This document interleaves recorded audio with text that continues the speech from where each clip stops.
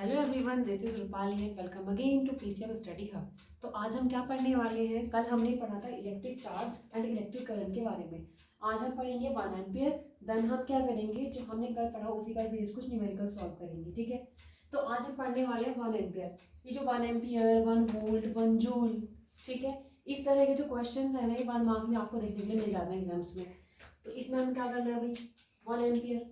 1 ampere क्या है? When 1 coulomb charge flows through a conductor in 1 second, then electric current flowing through it is said to be 1 ampere। means अगर क्या हो, किसी भी conductor में, कोई आपके पास कंडक्टर है, उस कंडक्टर में क्या है, 1 कूलम चार्ज फ्लो हो रहा है। कितने टाइम में? 1 सेकेंड में। तो उसी को हम क्या बोल देंगे? 1 एम्पियर। ठीक है, तो क्या लिखेंगे? 1 एम्पियर इज इक्वल टू क्या हो जाएगा? 1 कूलम अपॉन में 1 सेकेंड। ठीक है, या फिर क्या बोल सकते हैं, 1 ampere is equal to 1 coulomb per 1 second. ठीक है, तो ये आपको सीधे से देखने के लिए मिल जाएगा 1 मार्क्स में। फिर ये कुछ इंपॉर्टेंट पॉइंट्स है जो हमें याद रखने हैं, न्यूमेरिकल्स में यूज होंगे बहुत ज्यादा, क्योंकि न्यूमेरिकल्स कभी बिल्कुल सीधे तरीके से नहीं आता है, हमेशा घुमा फिरा के वो एग्जाम्स में देते हैं। 1 मिली एम्पियर। अब आपके पास क्वेश्चन आ जाएगा भाई कि जो करंट फ्लो हो रही है वो 1 मिली एम्पियर है, तो मिली एम्पियर को आपको किस में कन्वर्ट करना पड़ेगा? एम्पियर में। तो 1 milliampere is equal to क्या होता है? 10 की पावर -3 एम्पियर। ठीक है, ऐसे 1 माइक्रो एम्पियर क्या हो जाएगा? 10 की पावर -6 एम्पियर। तो क्या हुआ? 1 milliampere is equal to 10 की power -3 ampere and 1 microampere is equal to 10 की पावर -6 एम्पियर। ठीक है, अब ये तो छोटी सी डेफिनेशन थी किसकी? 1 एम्पियर की। अब जो हमने कल पढ़ा था इलेक्ट्रिक चार्ज और इलेक्ट्रिक करंट, उस पर बेस्ड हम करते हैं न्यूमेरिकल्स। ठीक है, चलो आ जाओ, फर्स्ट क्वेश्चन करेंगे। A current of 150 milliampere flows through a circuit for 2 minutes. Find the amount of charge that flows through a circuit. तो किसी भी न्यूमेरिकल को सॉल्व करने का तरीका क्या क्या मेथड है? सबसे पहले जो भी चीजें आपको गिवन है उनको आप लिख लो। क्या गिवन है आपको? देखो यहाँ गिवन है करंट कितनी है? 150 मिली एम्पियर। तो सॉल्यूशन में क्या करेंगे? सबसे पहले हम लिखेंगे करंट कितनी गिवन है? 150 मिली एम्पियर। ठीक है, अब हमारा सेकंड काम क्या है? हम क्या करेंगे, हमारी जितनी भी यूनिट्स है ना, उनको एसआई यूनिट में कन्वर्ट करना होता है। इसलिए कल मैंने आपको बोला था कि एसआई यूनिट्स हमें हमेशा ध्यान रखनी है। ठीक है, तो भाई करंट की क्या है एसआई यूनिट? एम्पियर। तो हमें क्या करना पड़ेगा? मिली एम्पियर को एम्पियर में कन्वर्ट करना पड़ेगा। तो क्या था मिली एम्पियर? देखो 1 milliampere is equal to 10 की पावर -3 एम्पियर। तो कन्वर्ट करते हैं 150 इंटू मिली एम्पियर को कन्वर्ट करेंगे 10 की पावर -3 एम्पियर। ठीक है, अब सेकंड चीज क्या गिवन है हमारे पास? टाइम है। देखो 2 मिनट्स मीन्स ये तो टाइम है, तो टाइम लिखते हैं।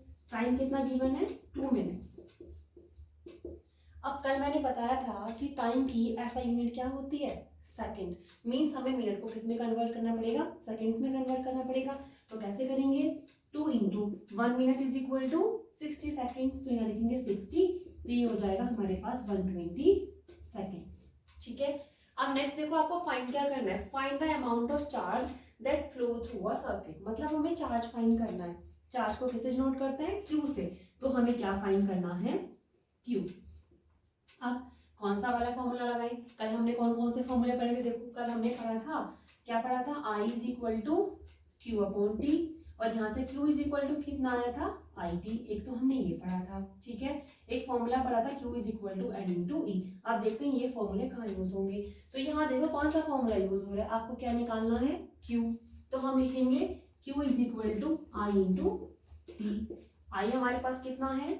150 इंटू 10 की पावर -3 इंटू, अब आपके पास देखो टाइम कितना है? 120 सेकेंड इंटू 120। तो कितना हो जाएगा? मल्टीप्लाई करेंगे भाई, 15 इंटू 12, और ये हो जाएगा हमारे पास 10 और इंटू 10 की पावर -3। ठीक है, आप किसकी मल्टीप्लाई करेंगे? 15 की 12 से मल्टीप्लाई करेंगे। क्या करेंगे भाई? मल्टीप्लाई करके 15 इंटू 12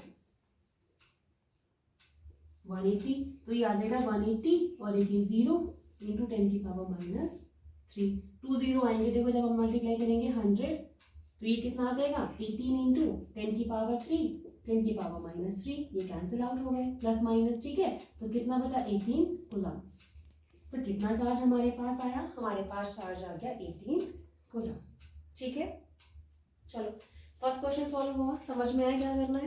सबसे पहले हमें क्वेश्चन में जो गिवन है वो लिख लेना है। तो क्या क्या गिवन था हमारे पास करंट गिवन थी, हमारे पास टाइम गिवन था, उसके बाद हमने इनको ऐसा यूनिट में कन्वर्ट कर लिया, फिर हमें जो फाइंड करना था उसका फॉर्मूला लगाया, कैलकुलेशन करके हमने क्या कर लिया, फाइंड कर लिया। तो ये आ गया हमारा आंसर। समझ में आ गई, क्लियर हुआ। अब आपको सेम ऐसे ही क्वेश्चन जो आपके बुक में गिवन है ना वो भी आप लोगों को करने हैं, ठीक है। अब देखो सेकंड क्वेश्चन करते हैं। ये सेकंड क्वेश्चन है ना, ये बुक का एग्जांपल है, 11.1 है आई थिंक, देख लेना, एग्जांपल बुक का एग्जांपल है ये, ठीक है। अ current of 0.5 ampere is drawn by a filament. क्या गिवन है, देखो एम्पियर में क्या है, करंट, तो वो सबसे पहले फटाफट हम लिखेंगे जो हमें गिवन है, I is equal to 0.5 ampere. अब क्वेश्चन फिर पढ़ेंगे, of an electric bulb for 10 minutes, ठीक है। क्या है ये 10 मिनट, ये तो टाइम है, लिखेंगे टाइम कितना है 10 मिनट। अब मिनट में है तो किस में कन्वर्ट करेंगे, इसको सेकंड्स में कन्वर्ट करेंगे, तो 10 इंटू 60 सेकेंड्स, कितनी हो गई 600 सेकेंड्स हो गई। Find the amount of electric charge that flow through the circuit. अब इसमें भी क्या फाइंड करना है, चार्ज फाइंड करना है, यानी कि इसमें भी हमें क्या फाइंड करना है, क्यू फाइंड करना है। फॉर्मूला लिखेंगे, Q is equal to I into T.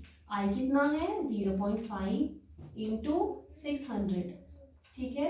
Multiply करो, 0 0 इधर आ गए, 6 5 जा 30, कितने के बाद डेसिमल लगा है, 1 के बाद, तो यहाँ डेसिमल लगा देंगे, तो ये कितना आ जाएगा 300 गुलाम, और यही हमारा क्या आ गया आंसर। ठीक है, समझ में आया। क्या करना है, जो गिवन है उसको लिखेंगे, फिर जो फाइंड करना है उसको देखेंगे इनमें से कौन सा फॉर्मूला यहाँ लगने वाला है। समझ में आ गया क्वेश्चन। 2 क्वेश्चन हम लोगों ने कर लिए, ये बुक का एग्जाम्पल है, ठीक है। अब आपके कुछ इनटेक्स्ट क्वेश्चन लिखे हैं, कुछ इनटेक्स्ट क्वेश्चन आपके बुक में लिखे हैं जिनको हमें सॉल्व करना है। Calculate the number of electrons constituting 1 coulomb of charge. आपको दिया है कि 1 कूलम चार्ज है और आपको क्या क्या फाइंड करना है, नंबर ऑफ इलेक्ट्रॉन्स आपको फाइंड करना है। तो देखो इसको कैसे करेंगे, कितना चार्ज है आपके पास, 1 कूलम चार्ज है, तो Q कितना लिखेंगे, Q is equal to 1 coulomb, ठीक है। और फाइंड क्या करना है, आपको फाइंड करना है number of charges, sorry number of electrons, तो वो तो हमारे पास n थे, कल हमने पढ़ा था। अब कौन सा फॉर्मूला ऐसा था जिसमें Q और n दोनों आ रहे हैं, देखो जरा कौन सा फॉर्मूला है, Q is equal to n into e. तो अब यहाँ फॉर्मूला लगाते हैं, Q is equal to n into e. अब क्या करना है, ई क्या होगा, ई की वैल्यू कहाँ से लाएंगे, कल मैंने बताया था कि ई क्या था, चार्ज ऑन इलेक्ट्रॉन, और कितना था 1.6 इंटू 10 की पावर माइनस 19 कूलम। अब ये वैल्यूज यहाँ पुट करेंगे, हमें फाइंड क्या करना है n, तो n को यही रहने दो, e को इधर ले आओ, तो n इज इक्वल टू कितना हो जाएगा, n इज इक्वल टू हो गया q अपॉन में e, ठीक है। q कितना है 1.6 इंटू 10 की पावर माइनस 19। अब क्या होगा, 19 ऊपर जाके माइनस में प्लस हो जाएगा, और ये डेसिमल हटेगा तो ऊपर क्या आ जाएगा 10, तो ये बन गया 10 अपॉन में 16 इंटू 10 की पावर 19। आगे कैसे सॉल्व करेंगे, देखो यहाँ पर एक जीरो ले आओ, यहाँ पर 1 0। अब देखो जरा ध्यान से, हम क्या करेंगे, इस 19 में से हमने एक जीरो यहाँ ले लिया, तो कितने जीरो बचे 18, तो यहाँ जीरो आ गया और ये बच गया 10 की पावर 18। अब देखो 2 5 जा 10, 0 2 8 जा 16, 50 अपॉन में 8 इंटू 10 की पावर 18। अब जरा 8 से डिवाइड करो, कितना आ जाएगा, 8 6 जा 48, बचा 2, ठीक है, 8 2 जा 16, 2 6.25 इंटू 10 की पावर 18।